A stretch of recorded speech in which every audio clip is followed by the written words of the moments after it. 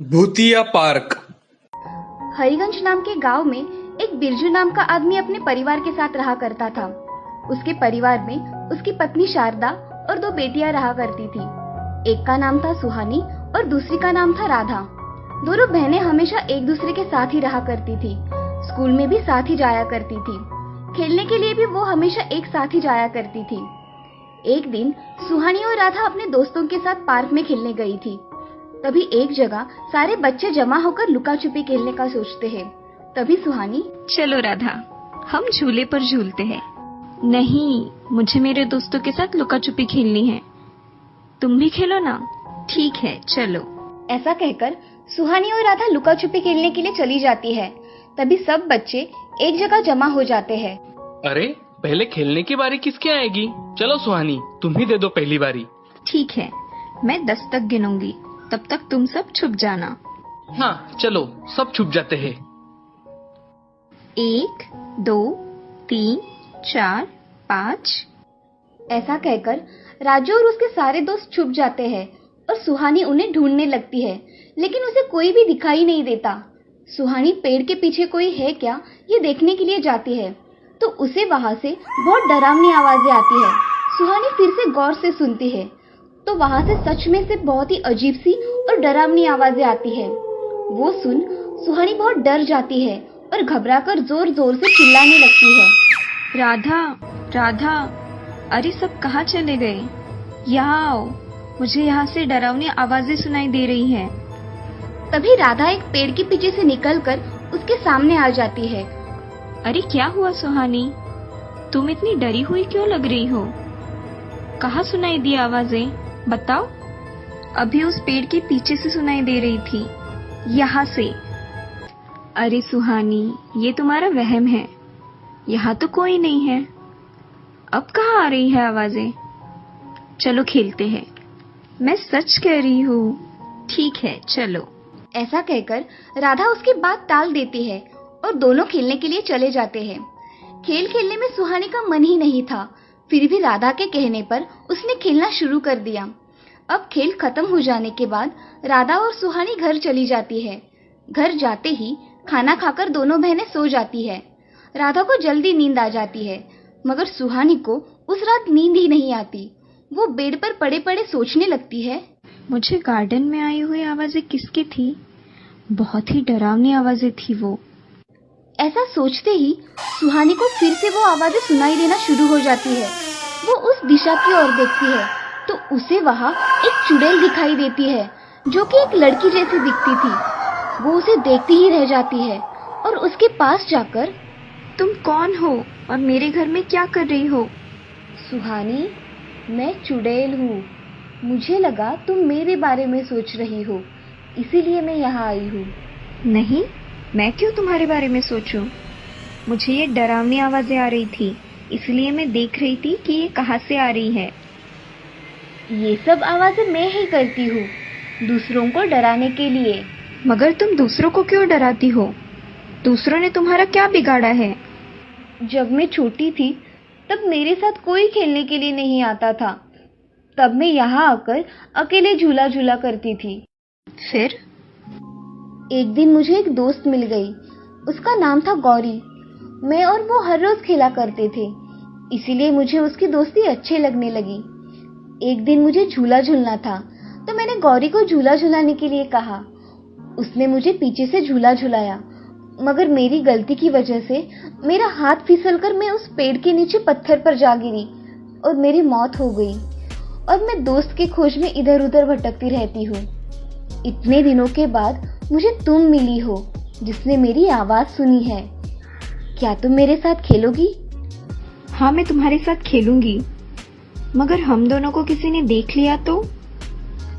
सिर्फ तुम मुझे देख सकती हो, बाकी कोई नहीं देख सकता। और ये बात सिर्फ तुम्हारे और मेरे बीच में ही रहेगी। हाँ, तुम मेरी दोस्त हो तो मैं तुम्हारे लिए इतना तो कर ही सकती हूँ। मैं किसी को कुछ नहीं बताऊंगी। ठीक है, अब मैं चलती हूँ। कल तुम्हारे साथ खेलने के लिए आऊंगी। हाँ ठीक है, मैं अब सोने जा रही हूँ। ठीक है। ऐसा कहकर चुड़ैल वहां से चली जाती है और सुहानी सो जाती है। अगले दिन सुबह उठकर सुहानी अपने सारे काम करके पढ़ाई करने बैठ जाती है। तभी चुड़ैल वहां आ जाती है और सुहानी से, अरे अब तुम पढ़ाई कर रही हो? मैं तो तुम्हारे साथ खेलने के लिए आई थी। थोड़ी देर बाद हम खेलने जाएंगे, अब मुझे मेरी पढ़ाई करनी है। अच्छा, तो तुम पहले पढ़ाई कर लो, बाद में हम खेलेंगे। मुझे गणित का उदाहरण समझ में नहीं आ रहा, इसे कैसे सुलझाऊं? ऐसा सोच रही सुहानी को चुड़ैल कहती है, मुझे दिखाओ कौन सा गणित का उदाहरण है, मुझे भी थोड़ा बहुत गणित आता है, दिखाओ। ऐसा कहकर चुड़ैल सुहानी का बुक देखने लगती है और फिर कहती है कि अरे सुहानी, ये गणित मुझे आता है, लाओ मैं तुम्हें गणित समझा दूं। सुहानी उसकी बातें मानकर उसे अपना बुक दे देती है और चुड़ैल सुहानी को वो उदाहरण समझा के उसकी कॉपी में लिखवा देती है। अब सुहानी का होमवर्क चुड़ैल ही किया करती थी और इन सब में सुहानी बड़ी खुश थी। ये सब देख राधा बड़े आश्चर्य से उसकी गणित की कॉपी देखती है और उसके गणित के सारे उदाहरण सही तरीके से लिखे हुए देख राधा सुहानी से कहती है, अरे सुहानी, तुमने इतना कठिन गणित भी सुलझा लिया, ये तुमने कैसे किया? मुझे आता है, इसीलिए मैंने किया। राधा अब मन ही मन में सोचने लगी कि सुहानी को गणित विषय तो कठिन जाता है, फिर भी उसने सब गणित कैसे किए? मुझे कुछ अजीब लग रहा है। ऐसा सोचकर राधा अपने काम में व्यस्त हो जाती है। इधर थोड़ी देर बाद सुहानी की माँ सुहानी को आवाज लगाती है, सुहानी, सुहानी, कहाँ हो? खाना खाने के लिए आओ। सुहानी को उसकी माँ की आवाज सुनाई नहीं देती क्योंकि सुहानी चुड़ैल के साथ गप्पे मार रही थी। तभी सुहानी की माँ शारदा वहां आ जाती है और सुहानी को ऐसे अकेले में बात करते देख उसकी माँ बहुत डर जाती है और सुहानी को फिर से आवाज देती है, सुहानी, अरे तुम्हें मैं कब से आवाज दे रही हूँ, तुम्हें आवाज आ रही है या नहीं? सुहानी माँ की आवाज सुनकर पीछे देखती है और माँ से, हाँ माँ, क्या हुआ है? तुम मुझे आवाज दे रही हो? अरे मैं तुम्हें खाना खाने के लिए बुला रही थी और तुम हो कि तुम्हें आवाज ही नहीं आ रही। हाँ माँ, चलो ना, मुझे बहुत भूख लगी है। ऐसा कहकर सुहानी माँ के साथ किचन में चली जाती है और अपने खाने की थाली लेकर जाने लगती है। तभी माँ सुहानी से, सुहानी, राधा भी यही खाना खा रही है, तुम भी यही बैठकर खाना खाओ। नहीं माँ, मुझे मेरे कमरे में जाकर खाना खाना है, प्लीज। ठीक है, जाओ। सुहानी उसकी थाली लेकर कमरे में चली जाती है और वहां जाकर सुहानी चुड़ैल के साथ खाना खाने के लिए बैठ जाती है। अरे लो, तुम भी खाना खाओ, बहुत स्वादिष्ट खाना बनाती है मेरी माँ। हाँ, दिख तो रहा है खाना बड़ा स्वादिष्ट है, मैं भी इस थाली में खा सकती हूँ? अरे खाओ ना, अब तो तुम मेरी दोस्त हो। ऐसा कहकर सुहानी ने उसकी थाली चुड़ैल के सामने रख दी और दोनों ने उसमें से खाना खाना शुरू किया। अब चुड़ैल सुहानी से, मुझे ये सब्जी बहुत पसंद आई, तुम इसे और लेकर आओ ना। हाँ, मैं अभी लेकर आती हूँ। ऐसा कहकर सुहानी अपने माँ के पास सब्जी लेने चली जाती है और माँ से, माँ मुझे थोड़ी और सब्जी दो ना, बहुत स्वादिष्ट है सब्जी। तुम्हें पसंद आई सब्जी तो और लो ना। ऐसा कहकर शारदा सुहानी को और सब्जी थाली में परोस देती है और उसी के साथ रोटी भी परोस देती है। अब सुहानी सब्जी लेकर उसके कमरे में चली जाती है। तभी चुड़ैल उसके साथ बैठकर खाना खाती है। कुछ काम होने के कारण शारदा सुहानी के कमरे में चली जाती है तो देखती है कि सुहानी किसी के साथ बैठकर खाना खा रही है मगर सामने कोई नहीं है। तभी मन में ही शारदा, ये सुहानी किसके साथ बैठकर खाना खा रही है और बातें भी कर रही है, मुझे कुछ गड़बड़ लग रही है, मुझे बाबा के पास जाकर देखना पड़ेगा। ऐसा कहकर शारदा वहाँ से जल्दी जल्दी निकल जाती है और बाबा के पास जाकर शारदा बाबा से, बाबा मैं बड़ी संकट में फंस गई हूँ, मुझे आप कुछ मार्ग दिखाइए। क्या हुआ है बेटी? मेरी बेटी, मुझे ऐसा लगता है कि वो भूत के साथ रहती है, उसके साथ खाती भी है और बातें भी करती है, मैं क्या करूँ?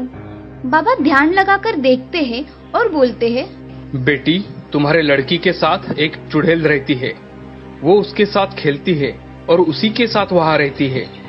बाबा, उस चुड़ैल से मेरी बच्ची की मुक्ति करा दो। इसका एक उपाय है, तुम्हें तुम्हारे घर में हवन करना पड़ेगा।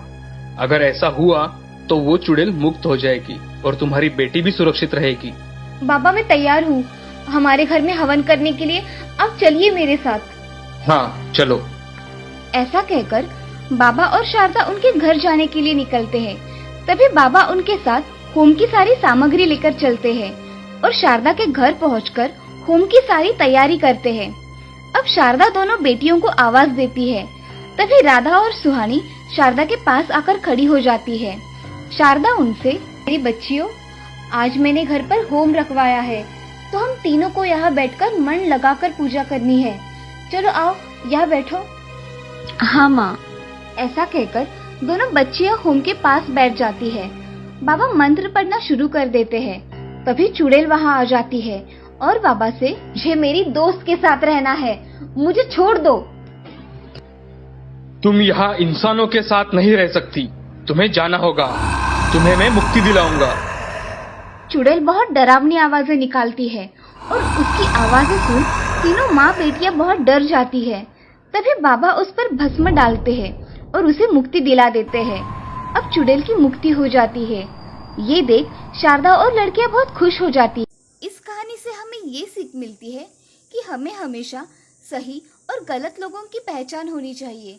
किसी के बहकावे में आकर किसी से भी बात नहीं करनी चाहिए।